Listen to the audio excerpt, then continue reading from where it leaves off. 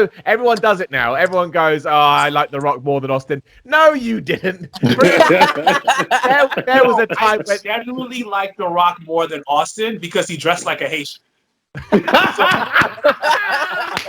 So Chopper 10's podcast. We hold it down. They know what's now.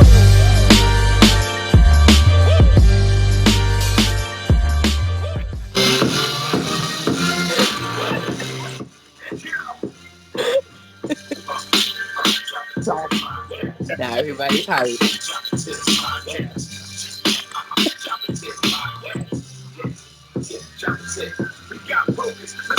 Chanel from the HR. Oh Lord, Jobber Nation. Hello, in day 1,856 of quarantine. As always, I'm Janelle from HR here with Sir Wilkins and Mr. Black, and we have a very special guest across the pond. I'm gonna let him introduce himself because he does this quite a few times also. I have done a lot. I tell you, I've done a lot of podcasts recently. It's really nice. People keep reaching out and saying, "Miller, do you want to come on a podcast?" I'm like, "Yeah, I'll come on your podcast." I don't know who else needs to see my face. You can see my face everywhere, but I take it as a massive compliment. So yeah, thank you for having me on. I appreciate it. Well, we thank you for joining us. We appreciate all the love and support, even though, you were beefing with, Sir Wilkins once upon a time. I know we're meant to be fighting soon. I don't think it's gonna happen. Is my guess. I got this feeling that it may not happen, but who knows? Who knows what's gonna happen? It may or may not. We may push it, but never say never. Oh, no, it will happen at some point. It just may not happen at the point on that the day we spoke about. Yeah. But I think we'll have to delay, which sucks, which massively sucks. But hey ho, what are you gonna do? Exactly, all about safety and health first. But as we do have everyone, we like to do a quick check-in. How's everyone's week doing? What have you been watching? What have you been doing besides staying in your house? Me so far, I've been catching up on a lot of classic rivalries, such as a lot of good YouTubers like Wrestling Premiere, Wrestling GIFs, and they cover different eras of wrestlers. One of the videos I watched recently was he covered the Mexicools. Another video I watched, he covered Reign Orange First, WWE Reign. It was just massive videos I'd be watching. It'd be so into it to the point where it refreshed my memory. So I go back to the network and I watch it. I go, oh, because the PG era, there's a lot of hit and missing matches. There's a lot of crap. So you end up missing a lot of the hidden jewels within that era. So I'm end up going back and really enjoying that. Ray Orton really got buried at first. He really didn't just get it all away. He got it, but then he had to come right back up. Kurt Angle destroyed him at One Night Stand. Everybody forgets that. So it just shows you that me just watching these old stuff, what happened to certain wrestlers, it shows me that, with the right booking, consistency, anybody could get over in wrestling. Anybody. All right. Sir Wilkins, what have you been watching this week? A lot of shoot interviews for absolutely no reason. What? I do not know why, but I've been watching a lot of Jesse Ventura stuff. Oh man. No. Yeah. Oh no. I finally watched a couple of Broken Skull interviews with Stone Cold, and Simon, I'm not a huge Bret Hart fan. Never was, never will be. But wow. I watched his interview with Stone Cold, and I was like, holy fucking shit. You really are a technician in this ring. Yeah. Knowing you're a technician is another level, because they were breaking down his match and his rivalry with Stone Cold a couple times. And they broke down the match where Stone Cold was bleeding, and then he passes out. Yeah. I was like, oh, and it was little things, when they even broke down when Stone Cold got injured. Remember when Stone Cold got injured by Owen Hart? Oh, yeah. Okay. Bret was like, did you see what he did? Bret, when he injured you, he walked around the ring to give you some time. And he started talking to the crowd, doing this, and then he turned his back away from you to make it look like he's doing his heel stuff. And I was like, yo, those simple things. Dang. You know what I'm talking about, Simon. Like when you're in the ring, those little things like as a heel or a face does wonders to the match. Oh, and yeah. I'm watching it in awe. I'm eating tacos. I'm just like, oh, this is amazing. Too good. Simon, what have you been watching the past week?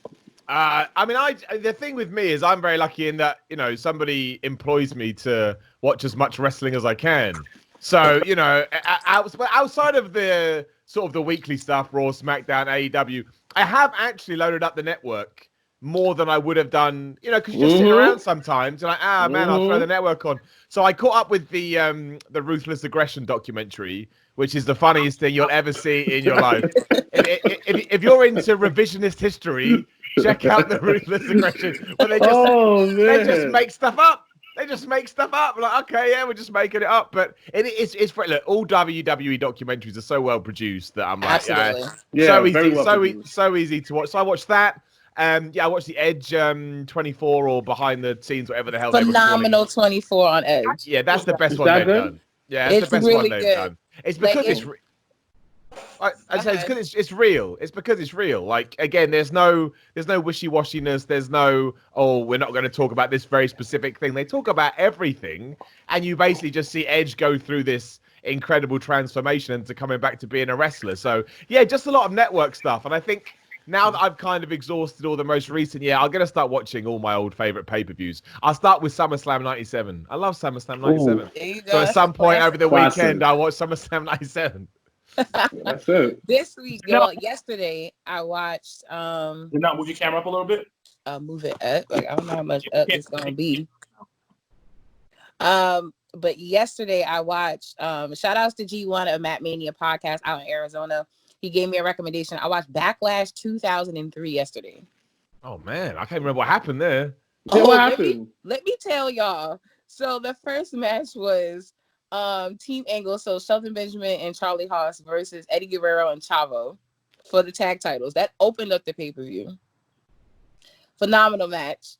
Even though Guerrero's lost, they stole the belt. They stole the belt. Took it backstage and drove off. That was their pay-per-view. Jazz won the title off of Trish. How good was that match? It was really good. Because then it follows through for the next pay-per-view, which was Judgment Day, where they had a fatal four-way match. But that's neither here nor there. You also had a six-man tag. So you had Jericho, Flair, and Triple H versus Booker T, Kevin Nash, and Shawn Michaels. My word. Random. NWO? It just was so random. Like Booker T a part of that tag team. I was like, what? Like that's what? And then of course the main event, because it came up as a debate, was like, what were Goldberg's like matches, like main matches? And of course it was Goldberg versus The Rock was the main event. Was that event? Oh my gosh, I didn't remember that being there. Nobody does. Yo, what happened? So Rock jobbed to Goldberg, y'all. Like, I couldn't believe it. I remember that. I remember, but I don't remember the pay-per-view though. The part that messed me up the most was the fact that literally 3 weeks before that pay-per-view was WrestleMania 19 when he finally beat Austin. I didn't get it. I didn't understand it.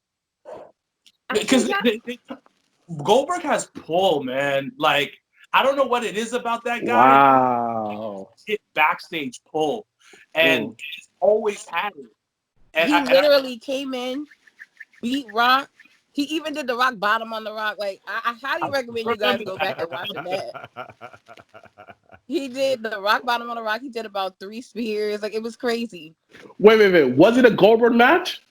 Yeah, it actually was a decent match because the debate that I had with G1 was, I said the only 2 matches I ever remember of Goldberg being like an actual match was the one against William Regal and the one against DDP.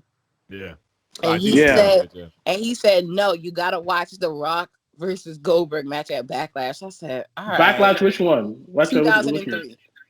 Backlash 2003. All right, cool. Well, really? Bret Hart, that was a match too. It was? I don't remember. And then, then the after. Yeah, I think it's the problem is the fallout, isn't it? Like, for me, as a massive Bret Hart fan, I hate that match because I'm like, damn you, damn you, Goldberg, you took him away. How Took him dare all you? away. Oh, That's how I man. feel about Seth and Sting. I'm like, Seth, God damn it, Seth. I know, right? I know, and that's a horrible injury, that one, because you Yeah. see Sting's body just like crumple. Oh, it's the worst. That is the absolute worst. I hated that. But you are right though, man. Like Goldberg was always. I think it's because Goldberg's like Brock Lesnar. He just treats it like, look, give me loads of money and let me win. That's what I want, and I can't get mad at that. Like if you have somehow managed to put yourself in that position, that's the position everybody wants to be in. But it's really difficult to get there because I couldn't do it. I couldn't walk in and go, yeah, give me money and win, because you know you got to deal with a load of fallout, right? But Goldberg's like, I don't care, whatever. Well, yeah, that's exactly what happened with him and Bray. Literally, Vince said, "Listen, I'll give you X amount of dollars, take this title." Okay, and that's what he did. and then what? Then 2 months, 3 months later, gives it to Braun Strowman. It was like, I know what? that whole thing was bizarre. That really was bizarre. But I know, but he's always done that, and he's made a fortune off of it. And again, I understand it from like a booking point of view that it annoys fans. But if I look at it from an individual, this is my job point of view, I'm like, yeah, all right. I can't get mad at that. You made loads of money and you're really successful. Okay. Thank you. Someone gets it. But all right, gentlemen, let's jump into our wait. Hold on. We got Simon Miller here, man. We got to ask him all the questions that we need to ask him. I want to go first. Simon Miller, man. Clearly. First thing I want to ask is how you got into what culture? Were you there when before Cultaholic branched off to their own, or were you there during they was part of the whole what culture? Yeah, man. I mean, I was there about, when did they jump across? I can't remember, but I was there for a good sort of year and a half, 2 years, around that kind of time frame before they made the jump. Yeah, it's such a crap story about how I got involved. I saw a tweet. That was it. I saw a tweet from What Culture that said, do you make videos? And I did make videos. And do you like wrestling? I love wrestling. And goes, would you like to, combine these two? And I was like, I would like to do that. So I just, I sent them all these videos that I've made. And I said, look, I've done this. I can do this. And then, they gave me a trial. I guess it went all right. And then here we are. But that was the, when the guys jumped across the Cultaholic, that is the only time that I would ever say was a bad moment during this during this mini run, just because the audience decided that it was I had kicked everybody out because I didn't go. Yeah, because it did look like that though. Well, I guess so. I guess so. But they had decided that I had kicked them out. I have none of that kind of power, just for the record. And it was the only time that I've ever been on social media that I just went, I'm done for 24 hours, because I was just getting bombarded with like all these incredibly asshole comments. And I was just like, I don't need this. So I switched it off and I was like, you know what? I don't care. I go back on. But yeah, I mean, the weird thing about that as well was I didn't know that they were, going across. That was their deal, man. They sent me a message afterwards and explained it. I was like, dude, it's all good.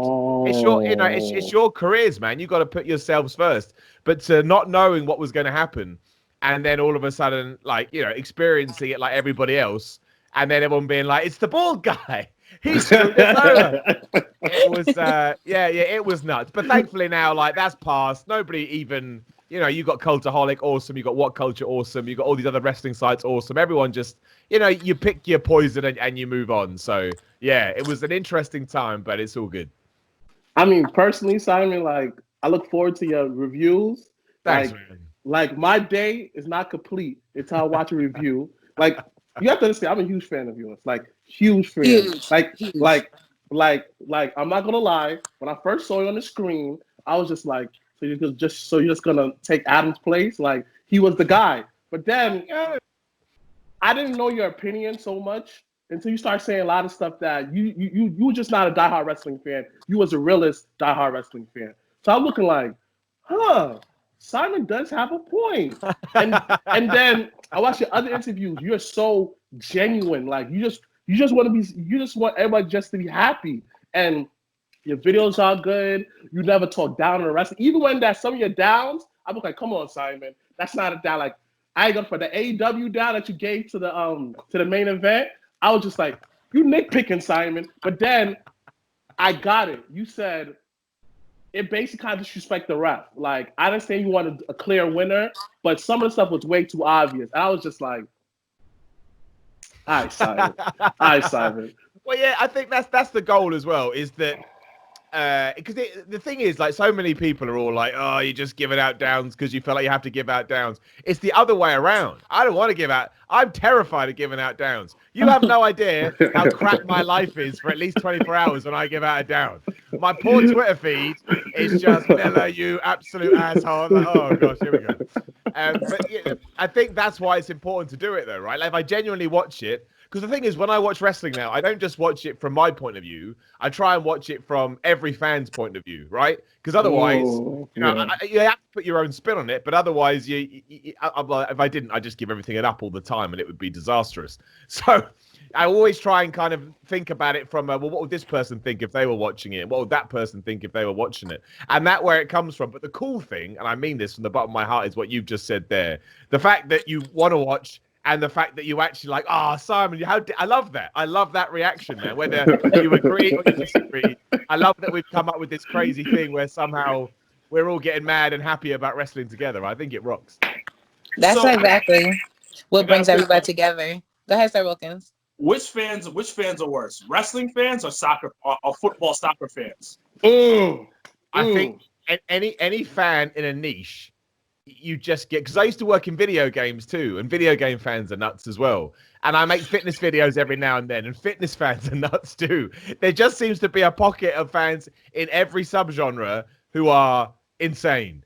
And it's just like absolutely crazy. I think in terms of my experience, the very, very, very worst would be video game fans. I don't know why, but they just seem to they get, and not all of them. I'm talking about that weird, subsection of culture who are, also, just bad people at their core.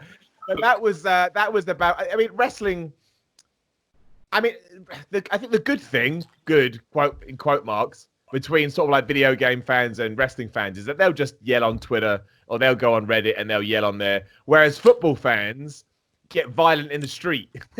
It's like, well, no, don't do that. So end of the day, I always say this, like, people say, oh, how do you deal with negative comments? I mean, if you're having a bad day, sometimes they'll get to you. But I think what a cool situation I'm in where somebody actually decides, I'm going to go tell this guy I think he's a massive dick. I think that's fantastic because how have I managed to sort of maneuver myself into that kind of position where someone feels so angry at me that they are going to come and insult me? And when you start looking at it like that, you're like, man, that's kind of a compliment in a weird way. So Simon, you mentioned you are a huge Bret Hart fan. What who are your other top five? Top five. I mean, well, Bret Hart is always the guy, yeah, because he's the first person that I saw. And then I bought into that character so much. The whole thing that now I get in retrospect, he was trying to put out there, this sort of hero thing. But it'd be Stone Cold Steve Austin, because, again, as soon as Bret Hart had segued out of that role, it was Austin that came in. And I was like, I was at the perfect age to be like, oh my gosh, it's the coolest guy ever. Just doing all this. I wasn't, because everyone always said, oh, the reason everyone liked Stone Cold Steve Austin was that he used to beat up his boss and drink beer. And I was like, I don't think that's true, because I was basically a kid. I didn't have a boss. I wasn't allowed to drink beer. It was his attitude that was great. That's a terrible word, but it was his attitude that was great. He came across as real, and he came across like a cool guy that you'd want to be. So I was like, oh yeah, he's the best thing ever. The Undertaker, because I like all the goofy, spooky stuff. I just do. Like everything between Undertaker and Kane. As a kid, I was like, "This is the greatest." Yes, the best rivalry. I like the lightning. I liked it all. I was like, "This is awesome." When he chokeslammed, when Kane chokeslammed the Undertaker through their parents' grave, I was a bit like, "Well, wait, whoa, hold up. Wait, hold up. Pump the brakes. Back it up. He chokeslammed. Yes. On the parents' grave. It's so funny. I watched that exact Raw last week. It was the Raw after WrestleMania 14. It was when Taker won, beat Kane, and then Paul Bearer was like, I got one up on you. Had dug up the parents, brought the coffins to Raw, put them on the stage, and then Kane chokeslammed the Undertaker in the mother's grave, in the mother's casket, and then Paul Bearer lit the father casket on fire. And then because this all was real. and it was the lead up to the Inferno match, which was the next pay-per-view. Oh, damn, that was It's just so wow. funny you mentioned that. I watched that last week, and I don't know, because I was like, that's like one of my favorite rivalries is Kane versus Undertaker. So I watched that, and I said, this is out of control. How are we able to watch this? I love Undertaker. Those are my favorites. Oh yeah. Wow. Oh yeah. Wow. Jump shift, and then it was Mankind's manager. Like, oh yeah. He was Big Show manager for a little bit too, remember?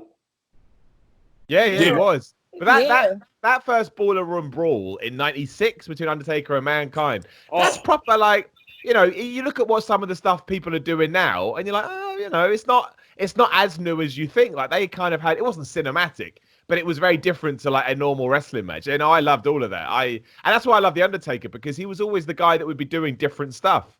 Like the Inferno match is not great, but it doesn't matter because there's a bunch of fire around the ring. So it's like, this is amazing. No, like, that is true. Yeah. It didn't matter. It was a terrible idea, but it worked. It was different. It's like Buried Alive matches. So dumb. But it's different. it's just different. And I, as a kid, I was like, this is great. Dang, I've seen 7 other matches. Put the mother in the grave. That's what I want to see, damn it. So yeah, I always dug the Undertaker, and I loved everything with the lights. I know it's corny, but I bought into it as a kid. It's awesome. Yeah, and I bought into a kid. So yeah, Ric Flair would be on there as well, because obviously I came to Ric Flair late because in England you didn't get any of the stuff. We got WCW eventually, but it was a very heavy WWF territory because of Sky. But then when you kind of discovered Ric Flair and his promos, and you just go back to all his work, you're like, holy shit. This guy could do anything. Like, he could do absolutely anything. So, and especially now, sort of becoming a wrestler, for lack of a better term, and learning the little tricks of the trade, and then seeing how he used to employ them. It's like, no wonder everyone thinks you're the best, because you just do it all, and you do it all so effortlessly. It's just unbelievable, like genuinely unbelievable. So. Yeah, and my number 5 would be Macho Man Randy Savage. Yes. Like I was, it was the Ultimate Warrior for a while, but then we can't. Why? Well, I'm talking about when I was a kid. I loved that. Just like the cartoon nature, but guess. But then you grow up and you learn things, and you're like, I don't like you anymore. I don't want to. How is The Rock not on there? Hey, your dad Goldberg. Well. The thing was like, so the Macho Man gets in there because, again, when I was a kid, had Hulk Hogan, Macho Man, Ultimate Warrior. They were like the 3 guys doing the circle. Yeah. And I was never a Hogan guy. I just wasn't. I can't explain why. I'm not trying to be cool. I like the Ultimate Warrior, but then the other guy was the Macho Man Randy Savage. I was just like infatuated with him.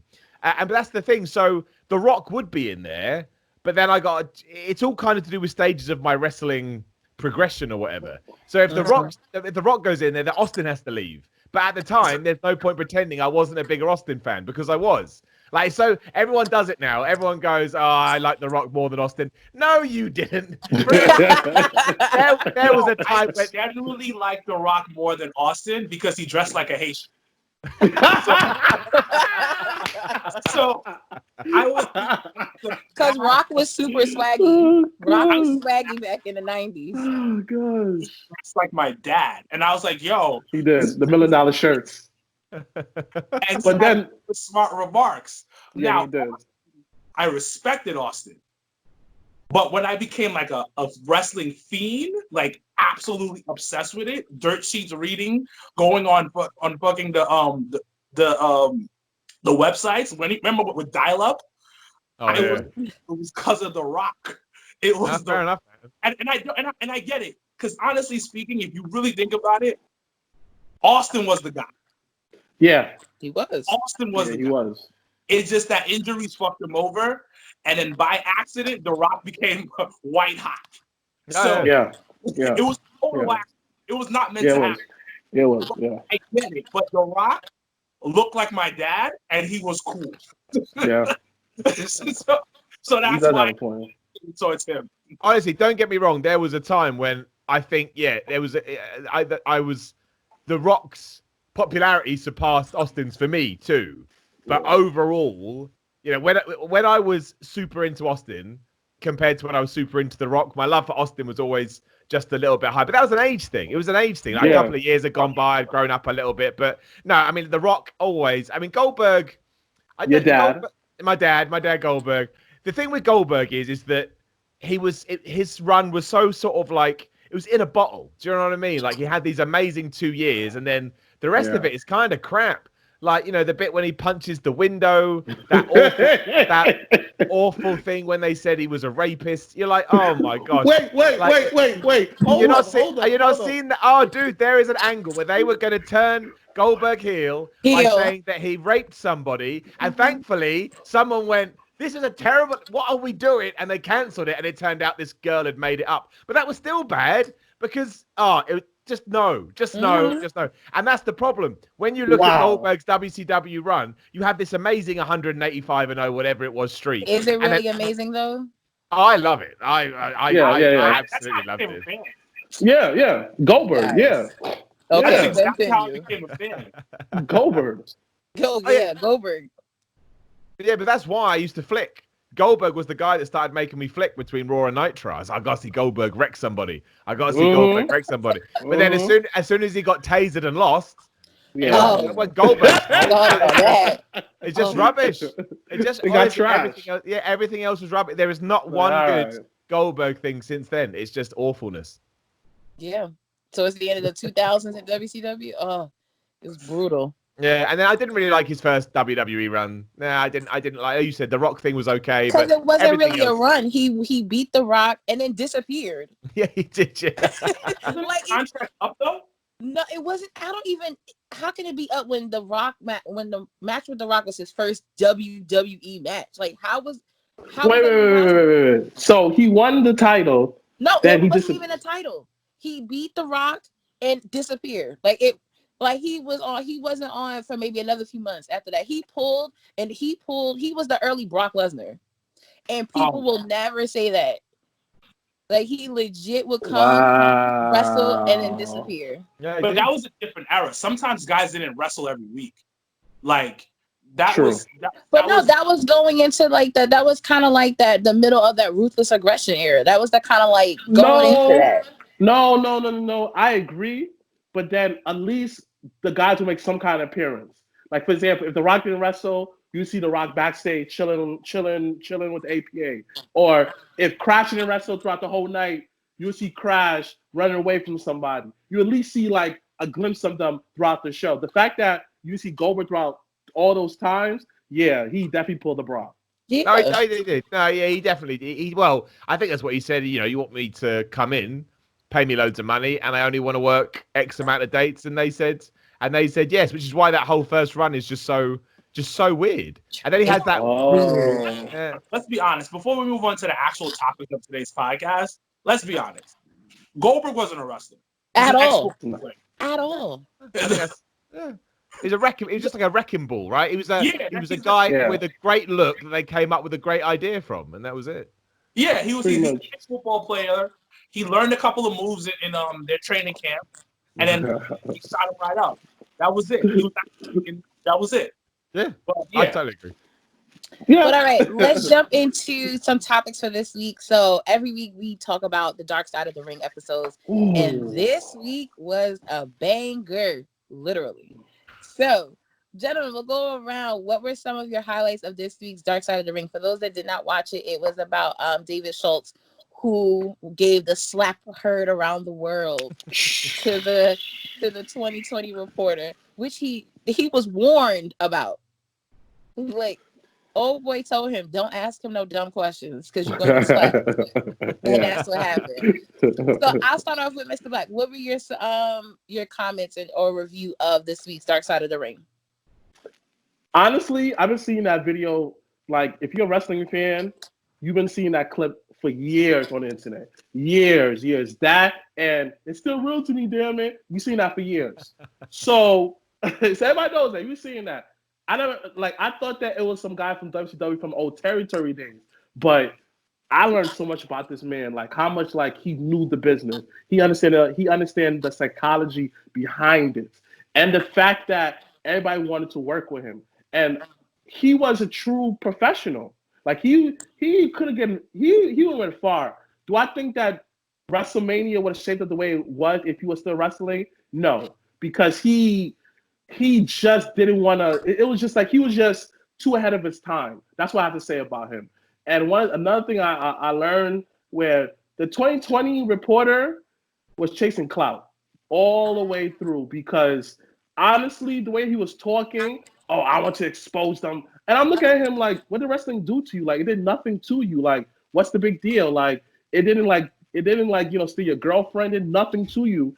And the fact that you went into this, then you got upset about that. And the doctor said, yeah, there's probably everything going on. Like, he didn't slap his ear. It was just, I'm just upset at him particularly because I'm looking like, bro, you did this to yourself. Like, you chased after him. You could have acted in a very nice way. You could have not acted in front of everybody because obviously he'll be more amped. And last but not least, Vince know how to play chess.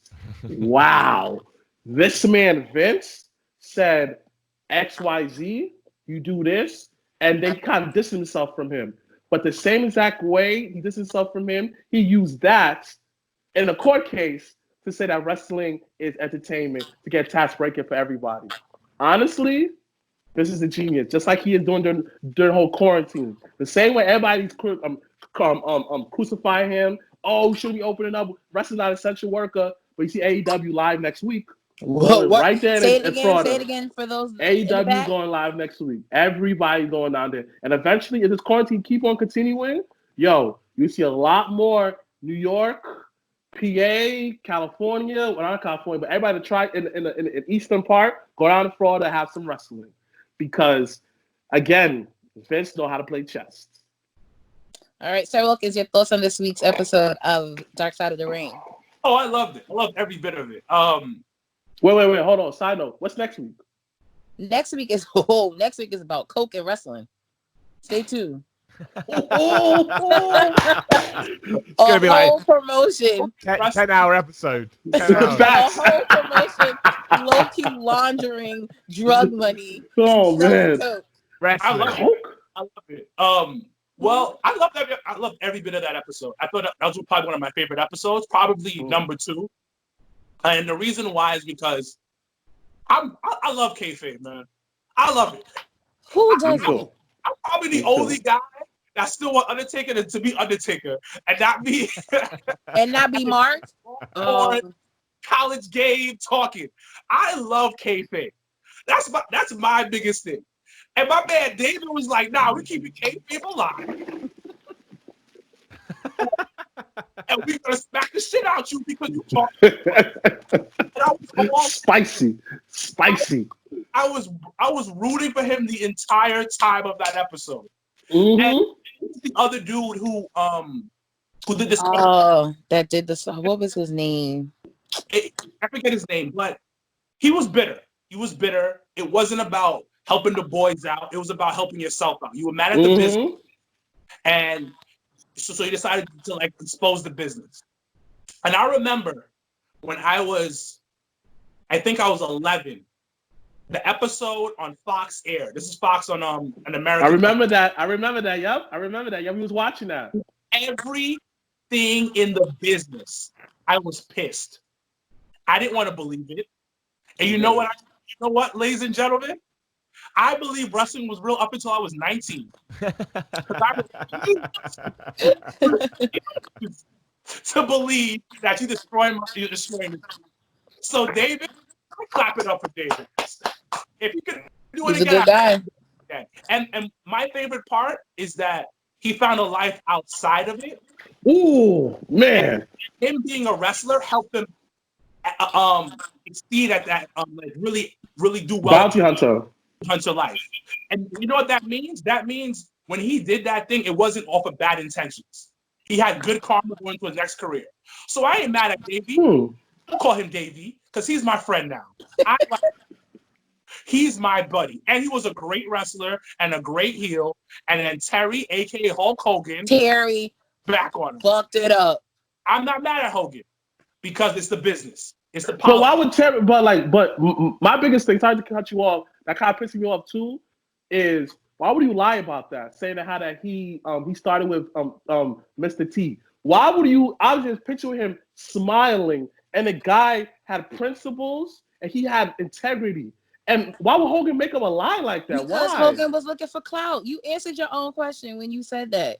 Hogan was looking to be on that next level of superstardom, which was Hollywood, which was breaking into that realm. And Mr. T at the time was the key. That was why lie on the next man though? He didn't like because he's Terry. what? I don't understand. Like you say here sleeping with your man's wife. Like there's no level. You break all of that. You have no type of loyalty. Nasty. Simon, you gotta go. I thoughts on this week. Yeah, I love the whole series. I mean, we don't get it over here. We have to kind of jump through hoops at the moment to see it, but you can see it. And go on YouTube.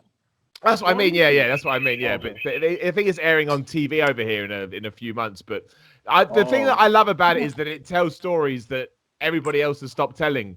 Do you know what I mean? Apart, unless you're within the wrestling world, like you said, we've all seen that clip 1,000 times. But how many people actually went out to learn about? Well, how did it come about? What does it mean? Why did he do it? You just look at it and you go, because it's just a man punching another man in the face. So when you actually sort of, it's like you said, it's kind of amazing because I can see it from both points of view. On the one hand, you got to protect what everybody had built up at that time, because if you don't, you've already got people taking shots at you. You know, it must be such a difficult position to be in, where in that era you're told you protect this like it is as real as anything. So what do you even do in that situation? You either don't do anything, and then you're going to get disrespected and probably get into a lot of trouble with your peers, because they're going to be like, well, what are you doing? Or you do something, and then all your peers go amazing, but the wilder world go, look at this disgusting professional wrestler. I can't believe. So it's such a hard position to be in. So the fact that he took that stance, I just think it makes for an incredible story, and it makes for an incredible documentary. And what I liked the most was when the ratings came out this morning, that was the second most watched one after the Chris Benoit stuff. Really? And I think that goes to show how not only how big it was at the time, but how it kind of did speak outside of the little bubble of professional wrestling, where people were like, "Oh my gosh, this guy has just, twonked another."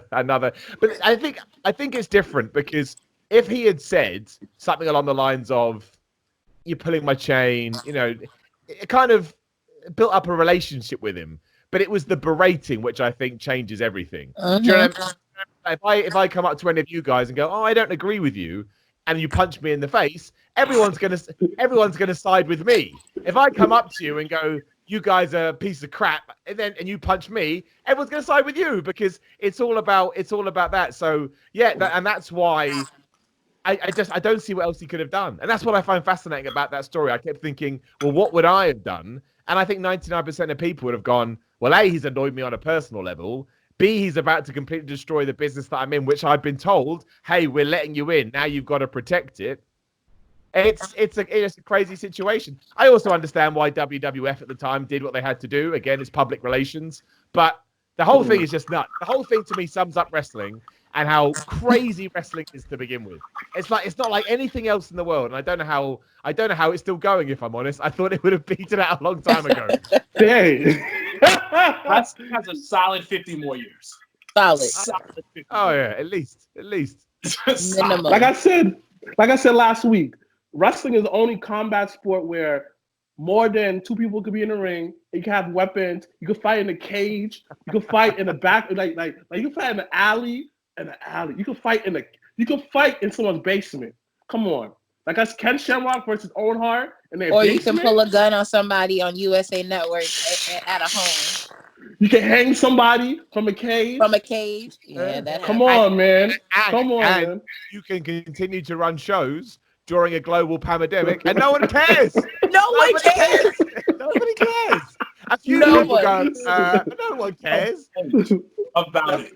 Yeah, look what happened to the UFC. UFC got killed. WWE, people are like, it's just stupid wrestling. I don't care. Let them do whatever they want. Yeah. So they weird. Try to get a whole island and try to be like, well, we're going to have these matches. You're trying to support Mortal Kombat shit. Mortal Kombat. Trying to get a whole island Mortal Kombat to do UFC fights. I was like, nah, we're not doing this. And they absolutely shut that whole down. But the moment Vince said, you know what, we're still going to run, everyone's like, Okay. Okay. Okay, I'll put a little money in your pocket. A couple of like $8 million for your camp. I'll take care of you. It's all fake Wow. anyway. But speaking about WWE, there's been a rumor circling around this week that is WWE up for sale. So there's been rumors that Vince might be selling the company to a ESPN. So guys, do you think that Vince will ever pull that trigger? I mean, I think this is a story that somebody, I don't know who. I think right now WWE shopping around pay-per-views, right? They want to sell their pay-per-views. The network's not, the network. I don't think the network is a failure, but I don't think the network is as big a success as they hoped it would be by this stage, right? Because if you remember, their initial projections were by 2020 they were going to have like 3 million subscribers or something nuts like that. I mean, they're nowhere near. Nowhere close. I think they're shopping around the pay-per-views, and I think this story has now taken on a life of its own. And somebody's tried to put, 7 and 9 together to get 42 and gone, oh, he's trying to sell the company. I mean, look at Vince. From what we know about Vince McMahon from day one, when you start understanding the real person, he's not going to sell that. I can't believe to me, him selling a company is giving up and saying that, oh, I failed. I failed. This is a man that started a football league that lost $75 million and then 20 years later went, I'll try again. Like, it's just... It's an incredible way to look at the world, and I may be wrong. Like, sometimes there's no smoke without fire. But again, all the stories I've heard over the years, I can't believe that. To me, him selling is him giving up in his head. Nobody else would think that, but in his head, it's like when he bought WCW. He said it. I won. So if someone else buys it off him, he must see that as a loss. I don't think there's anything in it. But who knows? I bet Triple H would be pissed off though. Triple would be highly upset. Yeah. So, Wilkins, what are your thoughts on that rumor this week? I don't think there's much legitimacy to that rumor. My biggest thing with the whole thing is WWE couldn't be sold right now because it will get undervalued. Let's just be honest. If you don't know wrestling and know the value of wrestling, it's gonna get undervalued. Us four who are sitting here know the value of wrestling. Very few people know the value of wrestling. Unless you know. They don't know how much money they can make. It'll get undervalued. That's basically my point. Also, the McMahon's about legacy. I'm going to sell the entire company to some random fucks at ESPN. No. Like, Vince's daddy would be rolling in his grave if he did some shit like that. Exactly, yeah. Exactly. So my daughter, who's been running the business with me for how long? There's a reason why Triple H got demoted. He is making sure that company goes to Steph. Making sure. Wow, I never saw that one. That's a power move. It's making sure it goes to Steph, and it's totally fine. Now, you mentioned the pay-per-views being sold. I think that is the best option because right now they're trying to make more money. We're in a global pandemic. They need to make more money and find out different ways to make more money. And Vince had in his past, like whatever, his board meeting calls, whatever you like to call them, he had a meeting and he said that things will be changed when it comes to live events. So that could mean pay-per-views are going to go back to being $69.99, $39.99, whatever. Listen. But at the end of the day, that means bigger viewing parties for us. For the I thought about that. So it's. I don't think he will sell the. Thank you, Vince. There are rumors, and I've talked to people who work for the company who say that his health hasn't been the best recently. So that could be that could be what the smoke people are like trying to put two and two together. Oh, he's not in the healthiest position. He might be selling the company. No, he's not selling nothing. Nothing. He is gonna. Vince McMahon, like Simon said, doesn't believe in failure. Like, Vince is gonna die in Gorilla. Like, I hope you guys understand that. Or in the ring. One of the two. One of the two. And it'll probably somehow last for another 20 years. Somehow. It just won't die. He'll be 95 walking around going, that was crap. He's amazing. I mean that in the literal sense. He's an amazing human being. Like, he's not like anybody else I've ever heard about. Like, it's just crazy. And honestly, I don't think, like, God forbid, let's say that the rumors are true, Vince not in the best of health. I think that him doing certain moves that he's been doing, maybe he's trying to preserve his future. Like he understands that there's a bigger picture. Because like I said earlier, with the whole situation where we talk about the Dark Side of the Moon, Dark Side of the Ring, essential worker for WWE, he's like he said, my brother said, like he's trying to cement legacy. So what if like him doing all these cutbacks, he's saying that my health, I don't know when I could go through this whole pandemic and everybody's coming at me to stress. So then we just say F it, because I'm hearing that Paul Heyman, like whoever have a question, go to Paul Heyman. You know, go to Rich Prisser. You know, he's letting go of the reins. So what if like honestly, what if Vince really is dying and he understands the bigger picture? Like I gotta do certain power moves because you said something. Triple H getting demoted, making sure that Stephanie gets in charge of the company.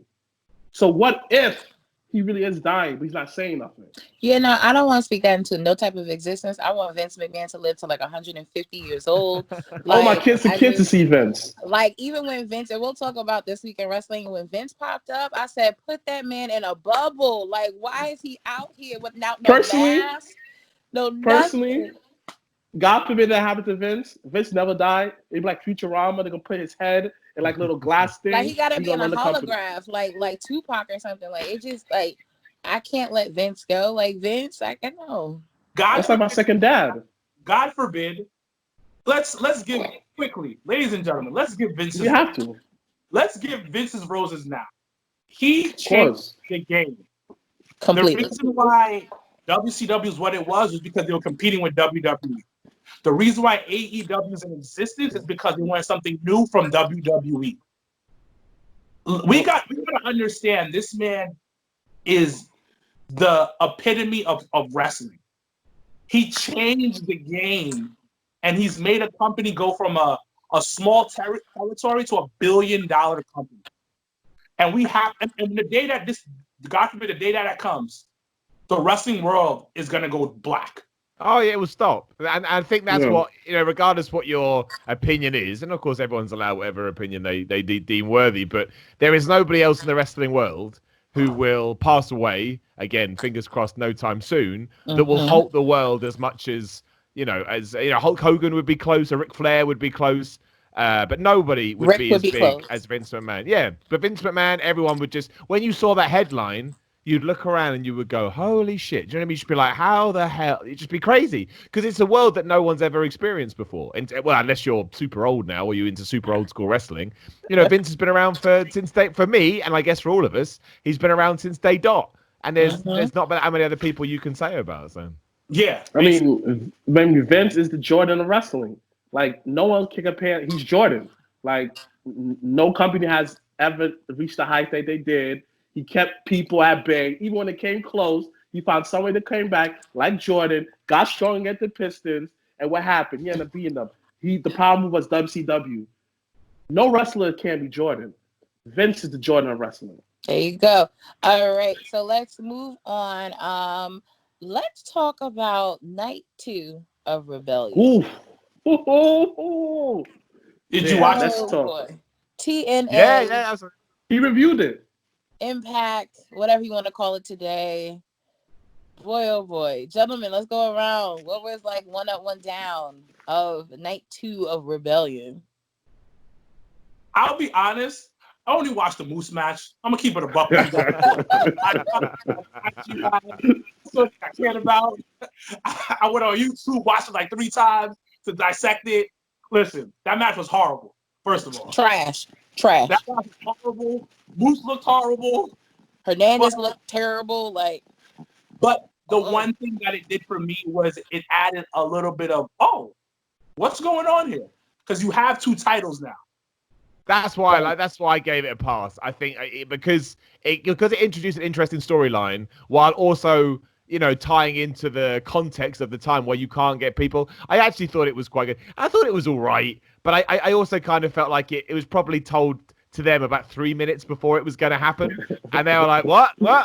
And I think Michael Elgin is great, by the way. I think Michael Elgin is flipping phenomenal. He's but awesome. I think Moose had been blindsided by the fact he was going to be in this position, and I think that Hernandez is just Hernandez, right? He's fine. He's fine, but he's never going to be your guy, is he? So.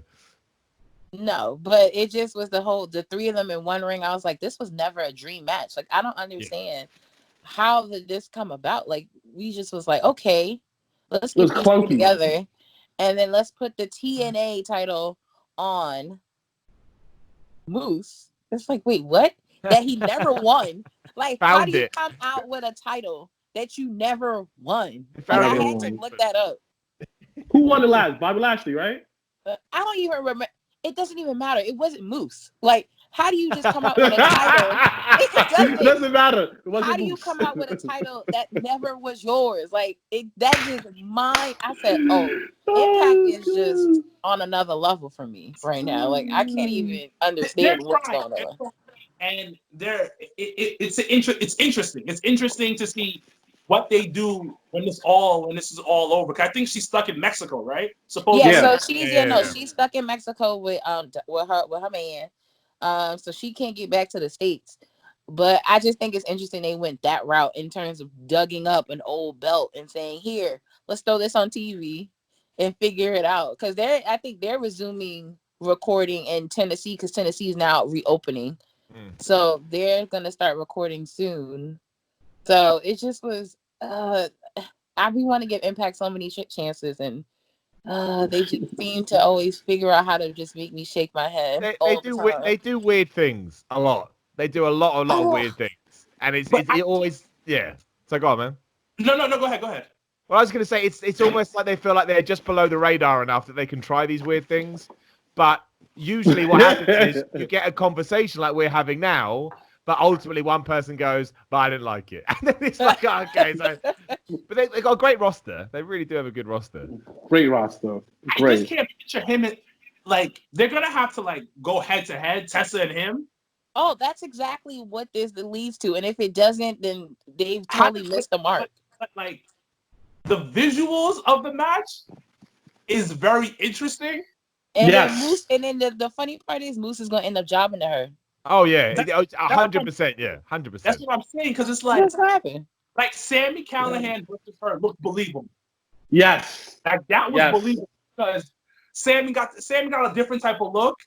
And it works, but Moose is a whole ass fucking former going up against full ass Tessa. Like, listen, it's gonna look like domestic abuse. That's exactly what's gonna translate on TV, and it's gonna. When she fought what's name too? What's the big brolic dude? I don't what's know. His name? No, Brian Cage. Brian Cage. That looked weird. When she fought Brian Cage, it looked weird too because. But see, at least Brian Cage was kind of like not as tall as Moose.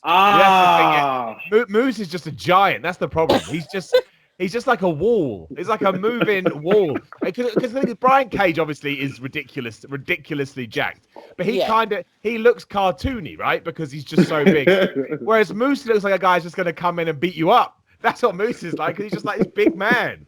So it's going to be interesting. But I agree with you. I think it's completely done. So Tessa Blanchard gets another win over somebody, a major name in TNA Impact, which is what Moose is. It's another history-making situation for her. And the whole, the whole drama with her before, Moose actually like supported her. So it's hilarious that this could be the route that they're going to go. Because then, of course, Moose is going to be the bad guy. She cannot win clean. No, she cannot win that. She better not. But in the world of Impact, she will. Like that's the part I think everyone needs to understand. In the world of Impact, she would. As a grown man with balls, you cannot lose this match clean. I'm sorry, we're not making a lose this match clean. We're all adults at this point. This is not a fantasy world. This isn't what we talked about earlier. King getting chokeslam in his mama's grave. We're not doing that. That shit. Listen, I highly recommend watching that Raw episode because it is the beginning. It's great. It's great. It actually is really good. So but funny. yeah, but Impact, I don't. Oh boy, I don't. Night 1 was better than Night 2 by quite a way. I thought. Matches. In terms of quality of matches, I agree. Yeah, and I love Willie Mack. I think Willie Mack's got superstar written all over him. He's going to be absolutely massive. Which is really good. Let's talk about, last but not least, before we get into this week in wrestling, let's talk about Mrblacc's favorite person, Zack Ryder. Oh. So, Zack Ryder could be possibly returning with the internet title until his release. I think he is under the days. I think he could start taking bookings in July. Okay. From his contract. So there's this rumor going around that he could be returning with the internet title. What are your thoughts on Zack post WWE life for Zack Ryder? I mean, I've been saying this since day one of this podcast. When Zack Ryder gets released, because I gave up because I thought Zack Ryder would never leave. He continue to sign a contract the rest of his life. The fact that he got let go, I was like, yes, because now Zack Ryder could really be Zack Ryder. With no ceiling, nothing. The sky's the limit for Zack Ryder. And the fact that he's coming with new gear, the fact that he tried to come out with the whole internet champion, him coming on internet champion is a great idea because it gives him something to do on Dark. You understand? Him getting his chops, him I was getting other booking days to harness his skills, perfected actually, is great. Imagine him coming on, trying like a real up and comer, like, I challenge what's that? The Spanish guy to a match right now, and he wins. Sammy Guevara. He wins. The way that Sammy will take that title to the next level. Come on, both guys look good with the internet title. If he brings AEW, just if. But overall, Zack get released. It sucks during this time. Hopefully, he saved his money. Hopefully, he invests like everyone been telling everybody the rest of the business to do. Hopefully, he's been doing that. But other than that. If he is broke, he can just sell his whole wrestling collection of action figures. He'd be good. So either way, he's good. Sir Wilkins, what are your thoughts on post WWE life for Zack Ryder? Zack Ryder's hotter than fish grease right now, and the reason why I say that is because WWE kept him hot. They kept him in the oven. They kept the temperature on medium, and he's good. Because we all got to understand is that when you're healthy in WWE and they got nothing for you on TV, they're going to put you in commercials, they're going to make you do appearances, they're going to have you walking all over the world. So people are going to see it. And then Zack Ryder got a popping ass YouTube channel. Like his name is whatculture. So he was popping, yeah. He's fine. He is fine. Like my brother said, he's fine. Now my only thing is, where is he going to go? And Cody just recently did an interview, like an IG live, where he was like, he ain't coming to AEW. Nobody's coming to AEW, and they're not signing any WWE releases. I think it's a bunch of bullshit. Because if they don't pick up Rusev, the dumbest motherfuckers in the world. But like with Rusev, I don't know if that's the right fit for him though either. Rusev is a superstar. When JR is like, yo, we better pick this guy up. JR, besides a couple of people, I'll be honest with you, JR ain't perfect, but he sees superstar. That ruthless aggression era was JR picking up people. So Zack Ryder should not go to AEW, in my opinion. He should just sweep the indies, sweep the independent scene, travel the world, because I don't think he ever got a chance to do that. When you go to WWE, you're going there to do a job. It's not about what you do. It's a job. Hey, Wilkins, you're going to be a ballerina. Zack Ryder now has a chance, like my brother's always said, to be what the fuck he wants to be. There's no ceiling. So he should not go to AEW. AEW has freedom, but there still has a ceiling. Go to the independent team, be Zack Ryder, take that internet championship, and then put over other guys and put over yourself. Just like AEW did a couple of weeks ago when it came in, what that dude's name? He was from MLW. He was going from place to place before the whole pandemic. What's this dude's name? I can't remember his name. That's just literally gone from my brain. Oh my God. You love him, Janelle. You love him. I love him. Yeah, the man from the islands. Jeff Cobb. Jeff Cobb. First of all, he took ROH first. Second of all, that's what threw me off because I was like, Jacob Fatu is now AEW. Sorry. But Jeff Cobb, you can have like a Jeff Cobb run where like you come in for a few dates, you stay on Dark every once in a while. You can still be everywhere in the US.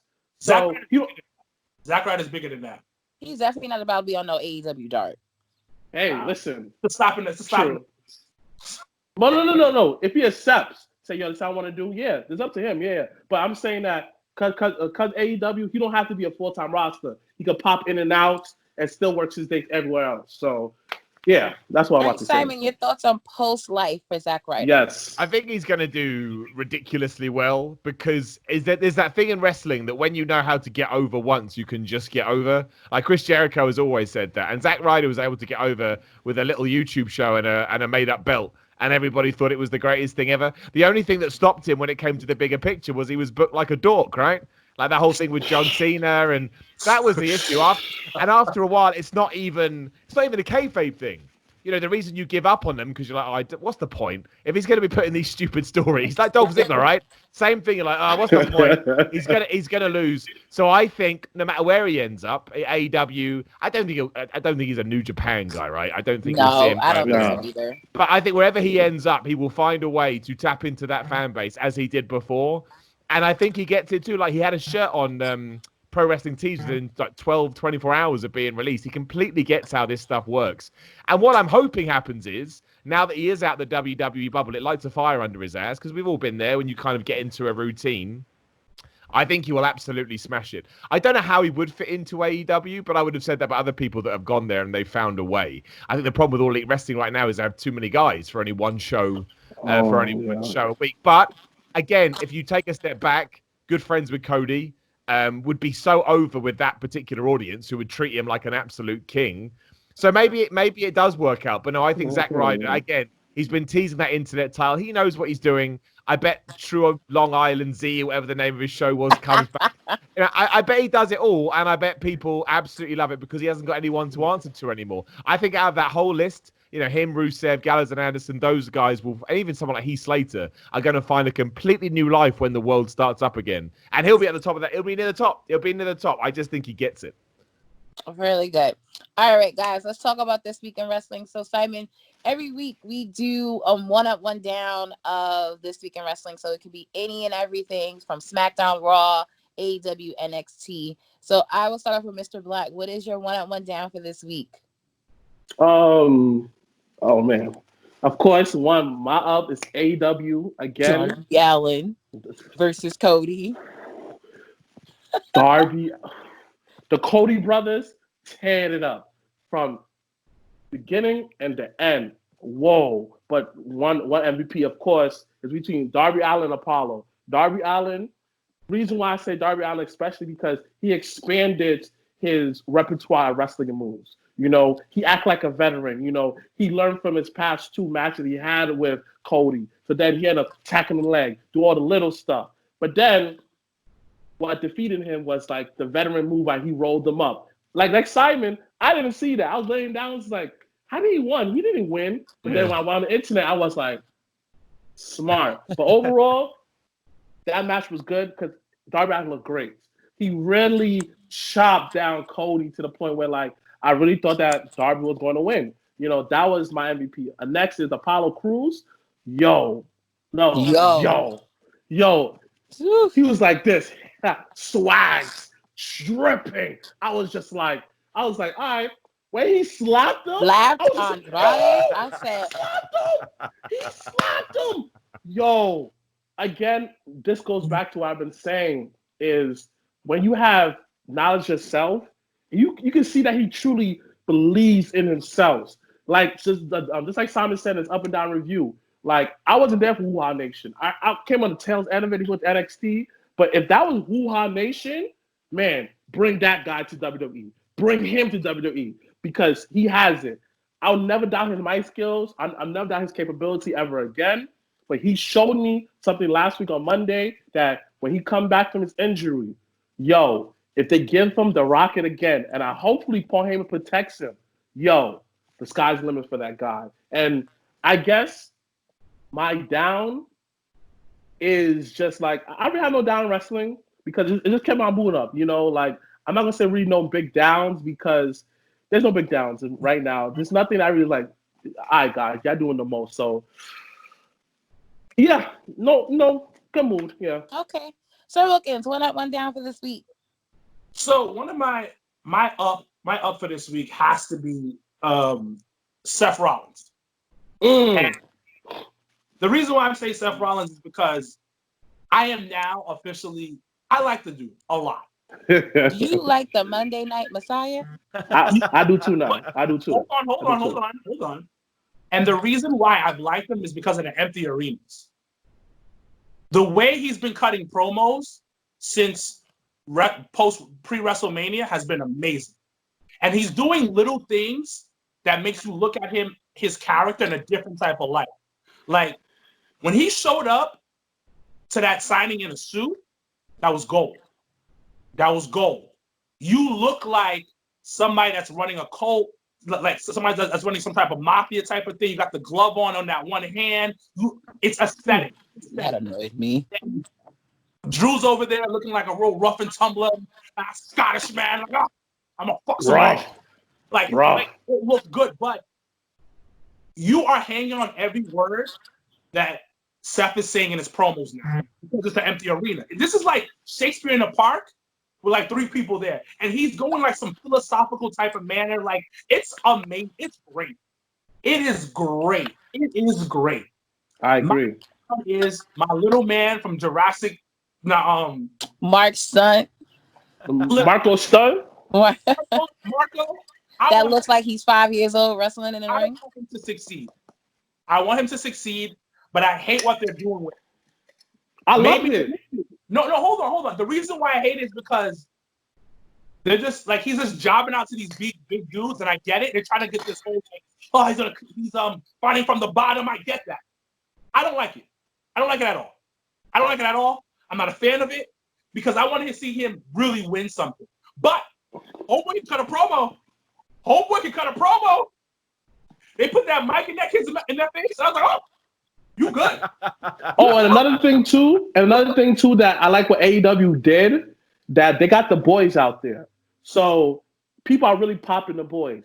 And in the match, it added the aesthetics when it was like, Marco. You felt like, oh man, even the boys are behind them. Mm-hmm. The boys are behind them. Yo, when everything comes back, you got 2 set rivalries.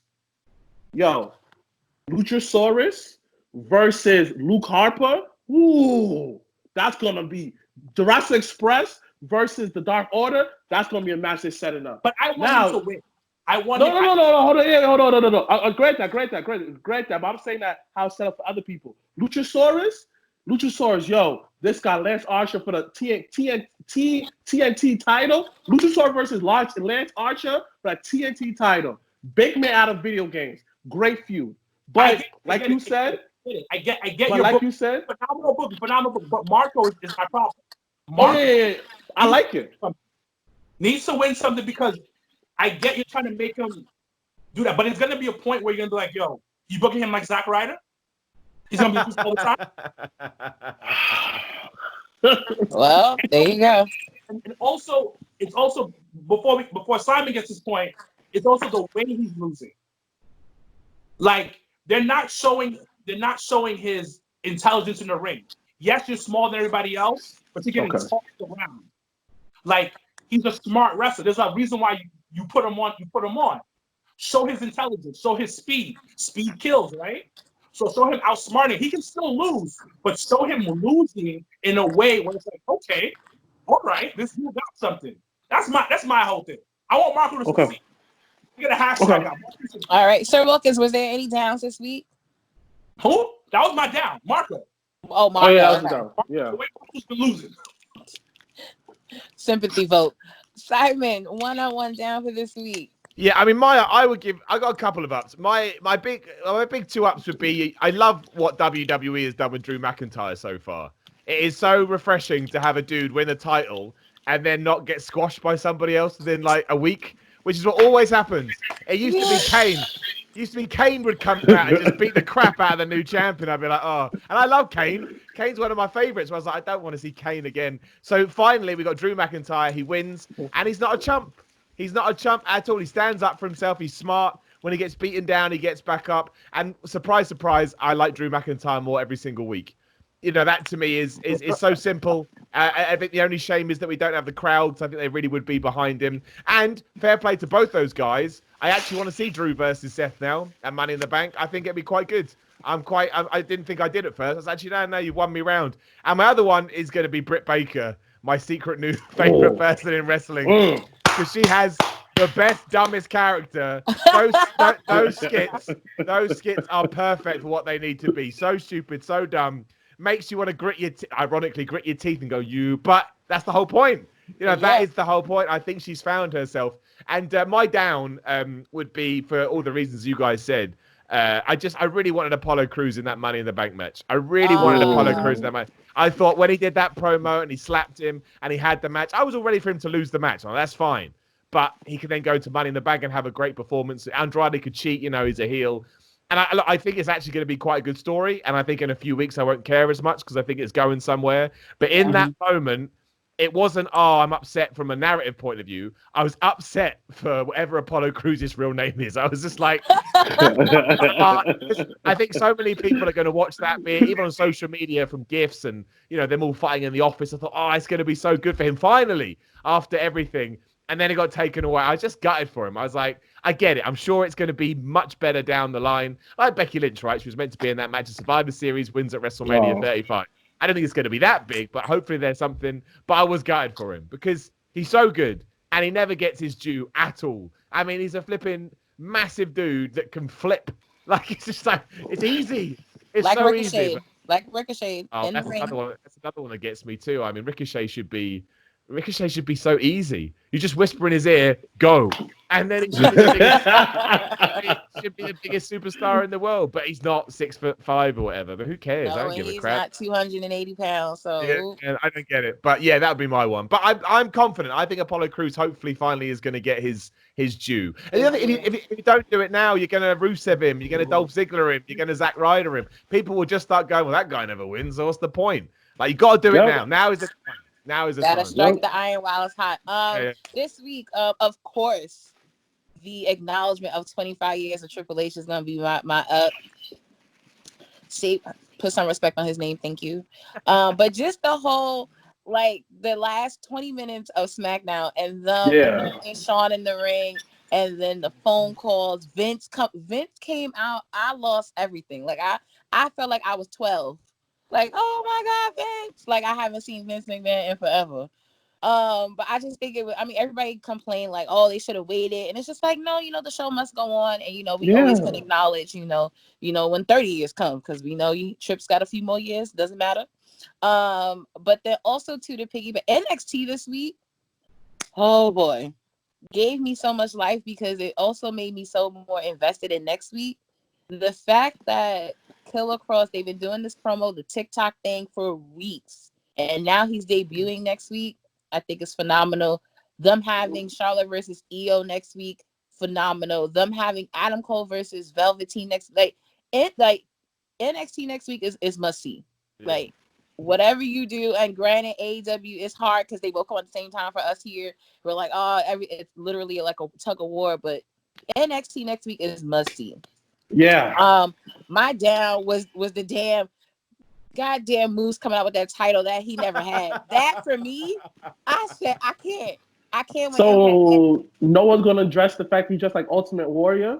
And that was Moose? The other down. It was like, bro, what were you doing? Yeah, it's like he'd walked through somebody else's cupboard and then sort of pushed him out down the aisle. Like, what happened? It was like he went to Party City and said, you know what? Let me get a few streamers. Let me get a few of those. Yeah, I'm all for it though. I'm all for this. Try new stuff. But that's the thing with Moose is that every time, and I will give him that. Yeah, and it's something that Zuka has said. He was like, every time he comes out with a major match, he comes out with major gear. Like it's no repeat. It literally, he comes out with something new every time. So I will give him that. But that whole intro to that Ultimate match Moose. And then the match, he was the dollar value Ultimate Warrior, and I just couldn't even understand what was the. But he's champ, so it's cool. It'll be what it is. Before we say our goodbyes, gentlemen, I do want to do a quick prediction. Since Money in the Bank is obviously it's a week away from Sunday. What are your choices? We'll go around real quick. Who do you think will win Money in the Bank this year? I don't want to go first. Who do I think or who do I want? That's a different question. Okay, you know what? So since we probably will do predictions, who do you want? I want Aleister Black to win because I feel like his character is in this weird, like, he's just not going anywhere at the moment. He's kind of just floating around. And I think if we're genuinely going to push him properly, again, now's the time to do it. Give him money in the bank because I really like Aleister Black, but I kind of feel like there's something missing there between me and him. Like I always enjoy seeing him, but I'm like, all right, at the moment you're just like a emo kind of dark There's dude. a disconnect. A disconnect, but I think you need to give him something big, and I think you just need to put him on somewhat of a path. So I would give it to Aleister Black just because I think when I would have given it to Apollo Crews, he's not in it. But when you look at everybody else in that lineup, no one else really needs it massively. Like Daniel Bryan doesn't need it in any kind of sense. I think there's something in Aleister Black, but I think we need to tap into that. And I think you've got to give it to Sasha Banks and the women. You've got to give it to Sasha Banks because then you can start doing that Bayley feud. It just the reason I love AEW is that we all knew it was going to be Lance Archer versus Cody in the finals tournament, but good. It was a nice, simple story for me to enjoy. So what that I could figure out the ending. I watch crappy movies all the time, and in 2 minutes I go, well, she'll break up with him. But it doesn't matter. I enjoy it for what it is. And how you get to the end. Just let Sasha Banks win, tease the breakup, have the match. Sasha Banks wins, goes backspace. Great. Then go do something else. I'll go do those two things. But I do want to shout out Lacey Evans as well, who I think has been doing. Have you seen Lacey Evans on social media? Her commitment to this Money in the Bank match. She went and got the blueprint for the building, for the HQ. For the headquarters. She has put in the work, and I appreciate that. I like people going the extra mile. But yeah, I'll go Aleister Black and Sasha Banks. All right. Sir Wilkins, who do you want to win? Who do I want to win? To be honest, for the men's side, it's my want and who I think is going to win is the same person. It's Aleister Black. I'm going with Simon on that one as well. But my thing is that I think he's such a Paul Heyman guy that they're going to give him that Money in the Bank briefcase. Now, the possibilities of him, because he's such that dark, Undertaker type of thing, they're really going to push that. The mere fact he cut that promo on Raw about there's going to be a floor of hell, I was like, they gave it to him. They gave it to him. So that's on mine. Now, when it comes to on the women's side, who I want to win, we all know I love Nia Jax. And she's doing so much extra stuff online to be a heel. And, she's, making mistakes in the ring, supposedly. And supposedly, don't disrespect Nia Jax. I'm not going to disrespect Nia Jax because, I'm all about Team Thickums. Everybody that knows me knows that. But that buckle bomb, bro. That buckle bomb was on purpose. It was. Don't speak against what the internet is saying. But anyways. But we digress.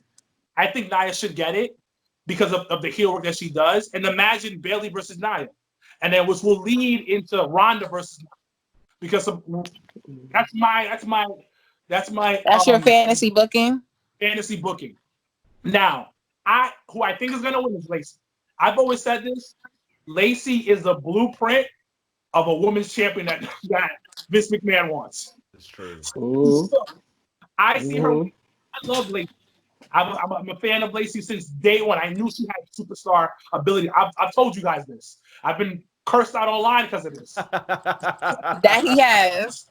But I think it's going to be Lacey who's going to win from the WWE side. But my fantasy booking is not. Okay. Mr. Black, real quick. Who do you want to win Money in the Bank? Who I want to win? I want Asuka to win women's. I just think the promos will be mad entertaining, just entertainment purposes. And who I want to win, like everyone else, Aleister Black. But I have a feeling for the men's side, just to mess with us, they'll make Barry Corbin win. So you can go like, yep. You see what I'm talking about? And when he go to win, he will cheat so bad that we go like, you see how I'm talking about? Baron needs that redemption because remember when he won Money in the Bank, he fucked up so backstage. Bad. And he ended up not win, like he cashed in and lost. So I second. Rolled up my gender. So yeah, I agree with the Baron Yeah. Corbin. So just to mess with her, I think Baron Corbin's going to win it. Just to mess with her. And I can't wait for the internet just to be on fire. Go, oh, why make him win? I hate Baron. I'm like, I love it. Because Baron's going to soak it all in, make it even worse. Like, ooh, I love it. I agree with you. So like, I think they would give it to Baron Corbin because of the type Just to of mess heat with he us. would get and just to mess Yeah. with everybody. But actually, I want Jinder Mahal to win so that they can give us Jinder Mahal versus Drew McIntyre. Hell yeah, I'm alright with it. Like, come on. It was writing from over 10 years ago when Drew screwed them over with 3MB. Come on, like the writing is there. Just True. do it. Just pull the trigger. Jinder Mahal I would not be mad at it. I would come not. on. That's I'd be alright. gold. I'd be alright, yeah. And on the females, Shayna Baszler, I just feel like got cheated out when she lost with that stupid ass roll up. So I feel like the most devastating move in wrestling. If she won Money in the Bank, she's gonna pull an Edge and cash it in at the worst best time against Becky. So I would want Shayna Baszler to win just off of that. Like, I could imagine, like, after, like, let's say her and Nia gets into it and Nia blazes up somehow and just reminiscing to John Cena after Elimination Chamber. Yeah. The blood coming down, Becky, blood coming down, and then Shayna comes out like an animal. Music hits. And bite her too, you know? Bring back that gimmick and she bite her. She should bite her, but okay. I don't think that's... I loved it. It I was loved mad. it. She opened her neck. She opened her neck. She went, and the blood came out. But then they just never did it again. I was kind of. That was weird. That was weird now in hindsight. They just kind of did it and then forgot. Yeah. Lord. Well, this has been fun, gentlemen. Simon, thank you so much. Wait. I got a question for you, Simon. I'm sorry. I should answer this earlier. Come on. Last question. How do you come up with the concept of the of your show? Up, down, up, down. I mean, now you know what I mean. Let me ask you questions again. Rewind. How you came up with the concept of your show? Like it's so simple, but yet it's so effective. How you came up with it? Well, I think it's just. I mean, the ups and downs thing had been around a little bit with other. When the internet became a thing, people just started. Nobody called it review for some reason. They just said ups and downs. So yeah, we were just a bit like, all right, well, let's just do that for wrestling. But the interesting thing is, if you go back and watch when I was first doing it. Not the same show. I was terrified. It's like deer in the headlights. I'm probably like, oh my god, I don't do. And then the dumbness and the silliness came because I was like, man, what are we doing? We're giving up. I mean, what does that even mean? Like just pointing up and down at the sky. But I honestly think there was a time where that's just what everybody was doing, and we just kind of jumped on it as well. Because you think you'd call it raw review, right? That makes more sense from like a search point of view. But no, people preferred ups and downs, and everything else like golden ups and brown downs. That was just me being a dick. The honest truth comes out. Yeah, it was. That's what it was. I wanted to come up with like a super up, and I thought golden up sounded good. And I wanted to come up with a down. Originally, I called it the frown down, and then I got spammed on comments going, "You got to call it the brown down, brown down." Now, obviously, I thought of brown down, but I was like, I can't do brown down. But you've got to listen to your audience sometimes. Literally about 1,000 tweets. I was like, all right, I call it brown down. So I mean, you don't give a lot of brown downs either. It's very rare. Like a Meltzer 5-star rating, that is. Yeah. You got to earn that brown down. You got to earn it. And a golden up. Oh yeah, always. Well, once again, Simon, thank you so much for joining us this week. Thank you, guys. Really fun. I appreciate you having me on. Absolutely. Do you want to tell everyone that's viewing and listening where to find you, all of your social media handles, and anywhere to find any of your content? Absolutely. Depressingly, my social media is at Simon Miller 316 because when I set up a Twitter account, I didn't know what the future held for one Simon Miller. Would not have put the old 316 there. But hey, I'm a wrestling fan. Who cares, right? So you can find me. You can find me there anyway. Obviously, yeah, YouTube, search for What Culture Wrestling, and you'll catch a load of my stuff there. And I've got my own bizarre channel. Just search for Simon Miller too. Yeah, that's all my stuff. That's where you can find me.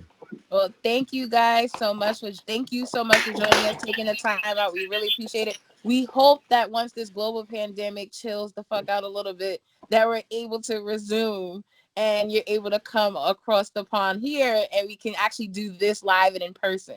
Oh man, yeah, and have a match as well, right, Mr. Wilkins? That's correct. Oh!